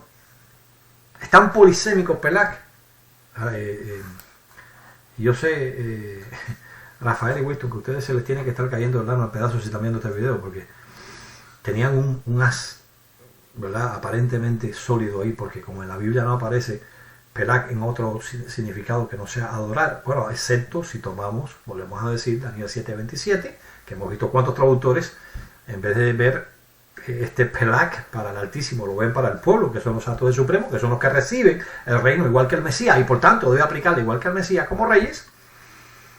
Bueno, pues evidentemente, yo sé que ustedes dicen, no, esto es sólido. No, una investigación lingüística, un análisis lingüístico, que ustedes no han hecho, que dudo mucho que ustedes tengan la capacidad de hacer, se los digo los dos, porque lo que me han demostrado a través del tiempo es que de verdad, carecen de una capacidad de investigación enorme. Enorme. Como académicos, son pésimos. Se los tengo que decir con total respeto, pero con total honestidad. Y esto lo demuestra. Decir que Nashak significa adoración, cuando nada más que se utiliza en la Biblia con relación a la adoración falsa y se utiliza más bien como respeto a un rey. Y el contexto de Salmo capítulo 2 se está hablando del reinado del Mesías. No se menciona nada en el contexto de que sea Dios. Es un absurdo. Es intentar meter la doctrina de ustedes del siglo III en la Biblia hebrea. Si eso fuera así, los hebreos lo sabrían, porque saben hebreo. Hubieran visto al Mesías como el Dios que viene. No es el caso. Pero ahora fíjate, este texto que ustedes me citan y que el mismo contexto les va a derrumbar por completo esa confianza que te vieron como él sonreía. Y vean bien, testigos de Jehová, que aquí se pide, mira ahí, no rendir homenaje, no, servicio sagrado. No, porque así no, perdona, estás equivocado. Has hecho una pésima investigación, te has basado en fuentes trinitarias que desafortunadamente te han engañado. Y ahí está la prueba. Ahí está la prueba, todo lo que hemos considerado, mostrando el contexto lingüístico de Pelak. Y es justamente, fíjense, yo ahorita les mostraba acá. Yo quiero volver acá un momentico, por si ustedes alguna vez tienen que usarlo. Miren, este es el léxico que habíamos mencionado, y yo se lo menciono ahorita con un objetivo, ¿no? Y es... vamos atrás un momentico. Acá, fíjense, vamos a buscar el léxico. Ustedes pueden ver aquí que se puede hacer una búsqueda léxica. Ustedes dan aquí buscar en el léxico como tal, arameo, y entonces aquí vamos a tener un cuadro de búsqueda. Y si ustedes se fijan, ellos les muestran acá, fíjense, si es en el siriaco que lo van a buscar, van a poder ver cómo, porque el siriaco es uno de los dialectos arameos, van a poder ver cómo el siriaco corresponde con letras nuestras. Por ejemplo, si ustedes, o en el caso del hebreo o en el caso del el arameo propiamente. Entonces, fíjense ustedes, por ejemplo, la fe aquí corresponde con la P nuestra. Entonces, cuando ustedes vienen aquí, le dicen, bueno, que P. ¿Ok? Tenemos que la Lamec corresponde con la L nuestra. Ponen la L. Aquí tenemos que la G corresponde con la X nuestra. Y usted pone la... Y entonces, no tiene que escribir. ¿Bien? Usted dice, ok, búscalo. Y aquí le va a decir, mire, Pelag. Esa es la transliteración al español. Usted da clic aquí y vaya. Pero yo le quiero mostrar algo para que ustedes puedan verlo. Si ustedes tienen configurado su teclado para poder escribir en distintos idiomas, en este caso ahora yo lo acabo de poner como pueden ver en hebreo. Si ustedes buscan acá, bueno, antes de ponerlo en hebreo, y esto es para que si ustedes quieren hacer su propia investigación en un momento determinado sobre una palabra aramea, tenga la herramienta, porque es una herramienta fantástica que a mí me ha ayudado muchísimo en mis investigaciones sobre el tetragramato y la colonia elefantina en Egipto. Y yo quiero mostrarles a ustedes aquí, ven, ustedes ponen aquí keyboard, ok, on screen keyboard, y ustedes van a poder ver ahora, miren, si esto ustedes pueden utilizarlo para escribir acá. Vamos a borrar aquí, miren ustedes, ahora, pero yo quiero ponerlo en hebreo, porque ahora me actualiza las letras en hebreo. Entonces en vez de escribir PLX, yo digo, ok, Fe, Lame, G, y ahí está. Y yo le digo submit, y noten que me sale exactamente lo mismo. Bueno, ¿qué es este Pelag? Pueden verlo aquí. Miren los significados que puede tener. Trabajar, ya lo vimos en el caso de aquí el 1Q apócrifo de Génesis 12:13. Puede significar también labor como trabajo, puede significar servir y puede significar también, como cuatro significados, worship. Así que los académicos tienen el consenso de que Pelag tiene estos mismos cuatro significados que este diccionario nos dio en un principio. O sea, esto es para que ustedes vean que hay dos fuentes de consultas independientes. Una hecha por un académico del arameo para clarificar el léxico bíblico, que es tan escaso en la Biblia que es demasiado poco, ¿no? Como para llegar a conclusiones sólidas como las que esta gente intenta llegar, que no, esto tiene que ser la adoración, cuando realmente Pelag tiene cuatro significados diferentes. Es polisémica, como lo es proscuneo, o como lo es Peshach, y noten ustedes acá que este es hecha por él, pero este de acá está hecha por un grupo de académicos que no son trinitarios, cuyo interés es clarificar justamente, como vimos ahorita en la descripción de este léxico, clarificar las obras de consulta, perdón, las obras literarias relacionadas con el judaísmo y con el cristianismo. Y lo mismo, trabajar, labor, trabajar para servir, o worship, adorar. Entonces, les pongo esto para que ustedes vean, ¿no?, el tamaño de la investigación que se realizó, para que ustedes tengan una idea de por qué decimos que esta gente nunca en su vida han hecho un examen cuidadoso de esa palabra, que han llegado a conclusiones erróneas por desconocer el contexto lingüístico de la palabra Pelag, la polisemia de la palabra Pelag, por no leer el contexto, porque ahí vamos ahora. Tal como hicimos con Salmo capítulo 2, veamos el contexto ahora de Daniel capítulo 7, por favor. Vayamos de nuevo y vamos a ver si ese contexto tiene que ver en algún momento con el Dios Todopoderoso o con alguien que es diferente del Dios Todopoderoso e inferior a él. Capítulo 7, y veamos lo que dice. Dice, en el primer año de Belsasar, rey de Babilonia, Daniel tuvo un sueño y visiones de su cabeza en su cama, y enseguida escribió el sueño. Este es el resumen del asunto. O sea, Daniel no está dando el sueño en mucho detalle, es un resumen. Estaba mirando en mi visión de noche aquí que los cuatro vientos del cielo agitaban el mar, y cuatro grandes bestias diferentes una de otra subían del mar. Y entonces, bueno, menciona las cuatro bestias, ¿verdad? El león, que tenía alas como el águila, después de esta viene el leopardo, después viene el oso, etc. Ahora, fíjense ustedes que después de mencionar aquí el leopardo, fíjense, perdón, el oso primero, el leopardo después. Dice, después de esto, miraba las visiones de la noche, y aquí una bestia terrible y espantosa, fuerte en gran manera, esta tenía grandes dientes de hierro, etc. Y entonces ahora, vamos a ver, fíjense ustedes, el versículo 9. Porque esto tiene que ver con la descripción de las bestias, ustedes pueden leerlo después. Pero el versículo 9 comienza el contexto del versículo 14. Estaba mirando hasta que fueron puestos unos tronos, plural. Tronos, plural. y se sentó un anciano de días. De más está decir, no hay que ser experto en teología para saber que este se está refiriendo al Dios Todopoderoso. Su vestidura blanca como la nieve, el cabello de su cabeza era como la lana limpia, su trono era como llama de fuego, sus ruedas fuego ardiente. Un río de fuego procedía y salía delante de él, miles de miles le servían y millones de millones estaban de pie delante de él. El tribunal se sentó y los libros fueron abiertos. Ahora, yo les quiero mostrar que dentro de este contexto, hablando del Dios Todopoderoso, porque fíjense, dice, un río de fuego procedía y salía delante de él, delante del Dios Todopoderoso. Miles y miles le servían. Ahora, ¿cuál es la palabra que aparece aquí? Miren aquí. Aquí aparece Meshe, que no es Pelak. A ver si entendemos esto. Aquí se habla del servicio de ángeles a Dios Todopoderoso, que claro que es servicio sagrado. Si Pelak fuera una palabra exclusiva para el servicio divino, aquí se hubiera usado Pelak. Se puede usar como adoración, como ya hemos visto, pero tiene otros 3 significados. Sin embargo, cuando se está describiendo aquí lo que se hace con el Mesías, lo que se hace con aquellos que han de reinar con el Mesías, y se compara con lo que se hace con ese anciano de día, las palabras son distintas, no son iguales. Sigamos adelante, por favor, en nuestra consideración. Dice aquí, y miles de miles le servían, millones de millones estaban de pie delante de él, el tribunal se sentó y los libros fueron abiertos. Entonces yo miraba a causa del sonido de las palabras arrogantes que hablaba el cuerno, recuérdense el cuerno pequeño, miré hasta que la bestia fue muerta y su cuerpo fue destrozado y entregado a las llamas del fuego. Así que se hace una destrucción de esa potencia política y también, bueno, se destruye a todas las bestias salvajes. Esto corresponde con Daniel 2:44, el reino de Dios va a eliminar todos los gobiernos humanos. Y entonces aquí viene algo interesante. Estaba yo mirando en las visiones de la noche y aquí que en las nubes del cielo venía alguien como un hijo del hombre. Llegó hasta el anciano de días y lo presentaron delante de él. ¿Aquí se está hablando del Dios Todopoderoso?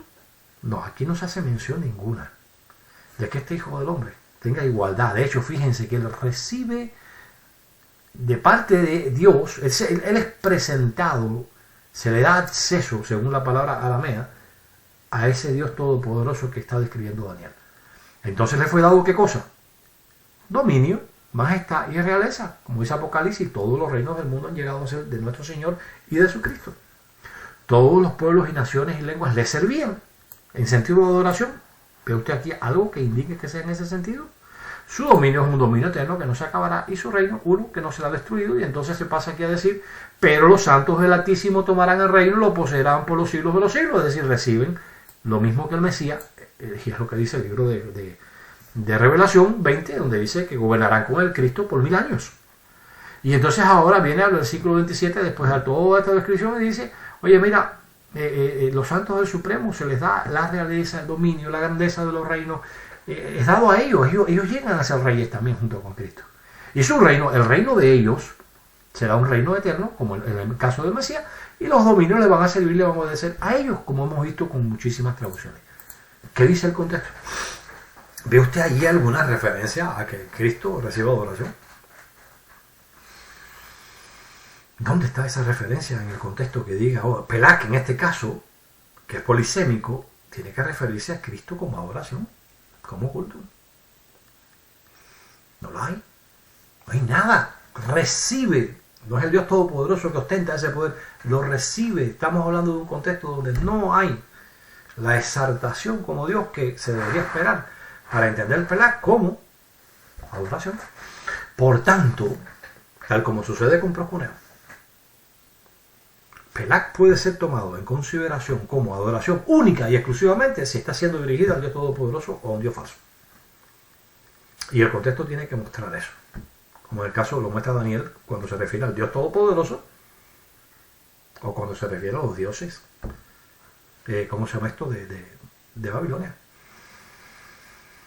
Así que hasta aquí hemos podido ver que Pelak, ese argumento tan fantástico que fabricó Montesino, no tiene sentido, no tiene base, no hay prueba de ello. Bueno, vamos al último aspecto que ellos presentan. Perdone que esto ha tenido que ser largo, por eso le dije, mira, vamos a dejarlo hasta aquí. No quise seguir, ¿no?, todo el argumento sobre la adoración que ellos presentan, porque presentan otros pasajes, pero han podido ver que para presentarle las pruebas de lo que estoy diciendo, he tenido que invertir bastante tiempo y, bueno, evidentemente la investigación que ha habido que hacer y organizar para ayudarles a ustedes a entender todo esto de la manera más sencilla posible. Me disculpo, sé que es algo técnico, pero es necesario para que ustedes vean cómo esta gente no hace una buena investigación y cómo mienten. Pues ni tenemos en Salmo 2.12 adoración a Cristo, porque besar ahí no tiene nada que ver, tiene que ver con el respeto a un rey, el rey ungido por Dios, el rey que Dios ha puesto en su montaña. Ni Daniel 7 nos está hablando de Pelak para referirse a adoración a Cristo. Entonces, Montesino, estás completamente equivocado en eso. Para tú poder probar eso, primero que todo tienes que mostrar que los otros elementos semánticos, los otros significados léxicos y semánticos que tiene Pelak y que tiene Nashach, tienen que ser desechados, ¿no? Prueba de ello. Y tú no la tienes, ahí no hay. El contexto no dice nada sobre eso. ¿Qué hay entonces de la afirmación de la Treu? Como pudimos ver, aquí estamos ahora en la Septuaginta, vamos a buscarla en el capítulo 7 de nuevo, pero ahora en el texto griego de la Septuaginta. Aquí no me voy a extender mucho, yo les prometo que un día vamos a hacer un análisis más exhaustivo de esto. Daniel, bien. Aquí, Daniel capítulo 7, versículo número 14.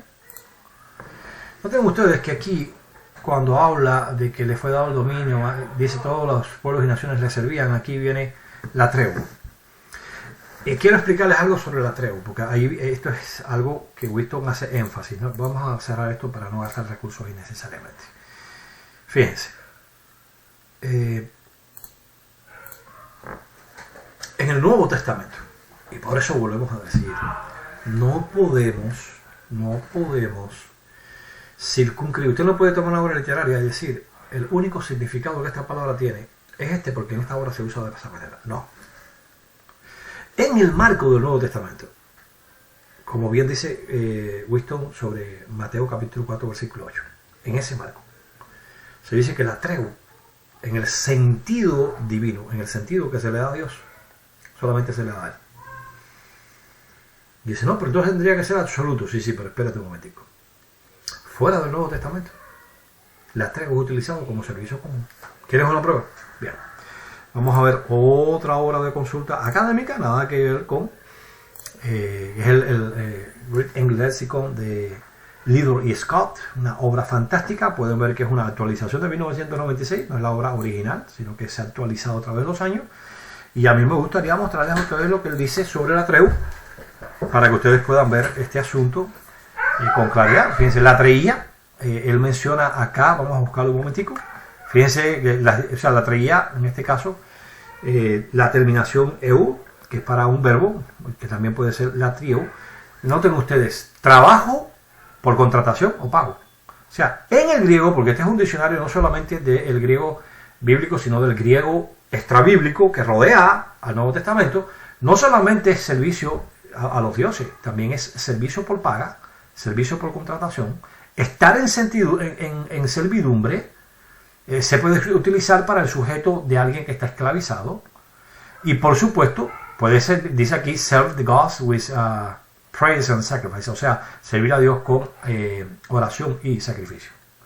O sea, esta obra de consulta que ustedes ven aquí, dice que la treu en el griego koiné, porque esta obra tiene que ver con el griego koiné, no con el griego clásico, puede significar el trabajo por contratación, el servicio que se da por paga, no necesariamente el servicio para los dioses. Y ojo, les tengo una sorpresa a los dos, a Winston Medina y a Rafael Montesino, porque ustedes me están citando de la Septuaginta. Por tanto, yo les voy a mostrar a ustedes que en la Septuaginta, aunque en Daniel 7:14 se dice, fíjate tú, que al Hijo se le da la tregua ahí, esa es la tregua, no es adoración, porque el contexto primero que todo dice que no.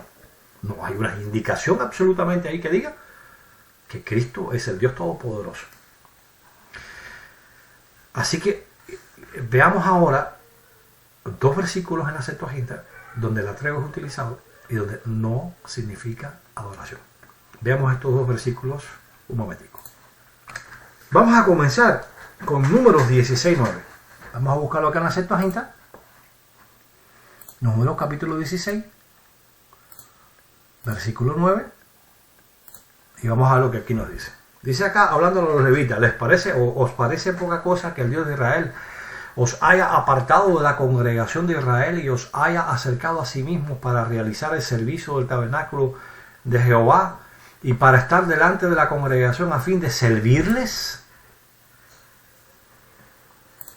Aquí dice, fíjense, que los levitas estaban para servir a la congregación. La congregación aquí es un sustantivo que es colectivo, es singular pero es colectivo. Y aquí lo que aparece es interesante porque dice enanti, delante, tes sunagoges, es decir, de la sinagoga, de la congregación, latreuin, o sea, servir. Noten ustedes que las dos traducciones que sean servir o adorar, ahora noten ustedes aquí, el pronombre personal no es singular, no es para servir a Dios, sino para servir, darle la treu a quienes, a los israelitas. Noten esto, autois. Dice ahí, pronombre personal dativo masculino plural. Así que los israelitas, que eran levitas, Winston Medina y Montesino, le daban la treu, no al Dios Todopoderoso en este verso, sino a quién, a la congregación de Israel, a los israelitas. ¿Les estaban adorando? A ver, yo les pregunto a ustedes. ¿Ven por qué ustedes no pueden sacar de contexto las cosas? El uso que se le da en el Nuevo Testamento, pero aquí en la Septuaginta ahora tenemos que la treu es utilizado para el servicio que se da. Un servicio, por supuesto, relacionado con la adoración a Dios, pero, ojo, no está siendo usado la treu para el servicio que le dan a Dios, sino para el servicio que le dan a la congregación, a ellos.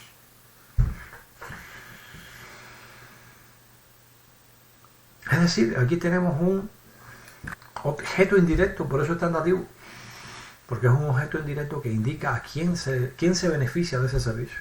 Lo puedes ver aquí, Winston, mira.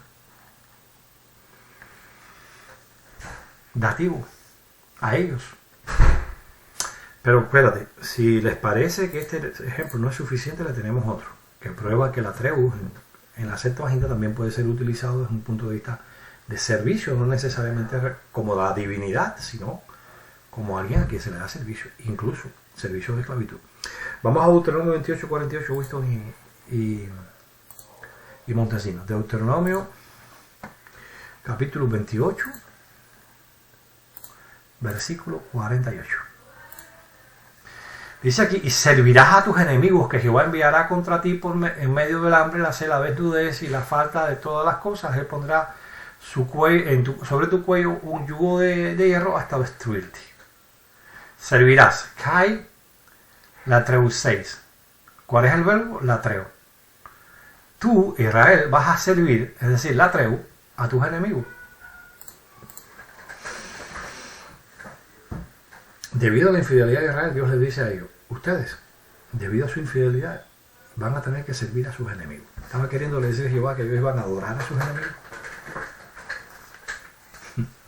Se dan cuenta que un análisis lingüístico siempre contribuye con un análisis de las fuentes directamente, del uso que se da. Yo recuerdo hace algunos años atrás, hay una obra que yo aprecio mucho, no tanto por su valor académico, que es muy bueno, sino porque me abrió la mente a una realidad. Decía que toda palabra tiene que ser examinada dentro del contexto que es utilizado.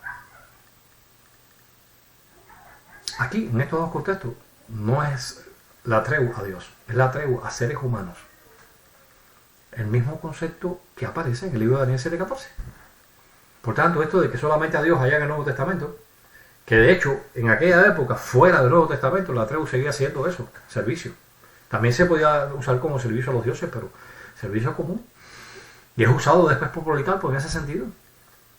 Y cuando uno hace un examen de la obra de Policarpo, se da cuenta que no se está refiriendo a Cristo como el Dios Todopoderoso, sino que está utilizando en este sentido. Y eso lo reconoce el diccionario de patrística de la... Entonces, ¿qué hemos aprendido aquí?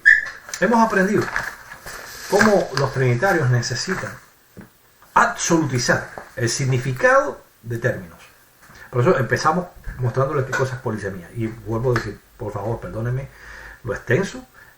Pauso el video, como siempre digo, pero era necesario mostrar todas las pruebas para que no puedan venir a decir no. Ellos podrán decir no, pero no se puede usar elementos bíblicos. Mira, eso no lo digo yo. Mira, aquí tienes una serie de académicos, entre ellos Wallace, y tienes a este señor que es un experto en arameo, utilizando precisamente el contexto literario de la época para poder entender los términos, porque la Biblia es una sola obra literaria. Usted no puede bajo ningún concepto utilizar nada más que la Biblia para esto. Decir que el ateo en el Nuevo Testamento significa solamente el servicio sagrado, y decir que eso significa que en aquel tiempo solamente significaba servicio sagrado, es un error. No, en el Nuevo Testamento. Por eso los diccionarios dicen claramente en el Nuevo Testamento. Eso es lo que significaba. Fuera, incluso en el siglo I, fuera. Y te digo, yo he hecho la búsqueda de esta palabra en otros contextos, y se puede ver claramente que se utiliza también para servicio profano, para el servicio con un esclavo, doulos. Entonces, esto nos dice claramente algo. Estos individuos tienen que absolutizar los términos, sacarlos de contexto, quitar completamente el contexto literario de la época, el significado real, la polisemia que existía en estos términos, para entonces absolutizar y decir, mira, aquí tiene que ser adorar. Besen al Hijo es adorar, porque a Baal, eso es lo que significa. Primero que todo, no tenemos un solo diccionario, por lo menos que yo tenga ahí a mano, que es que Nashak es adorar. Era un acto que podía indicar adoración hacia una deidad pagana, pero no dentro de la cultura israelita. Era más bien de respeto al rey. Hemos visto que Pelak podía significar trabajar en la tierra, podía significar servir, podía significar ministrar, podía significar adorar. Y lo hemos probado hasta la saciedad. Hemos visto que el adulterio también se utiliza desde el punto de vista seglar. Entonces, mis queridos amigos Winston y Montesinos, se les cayó el argumento por completo.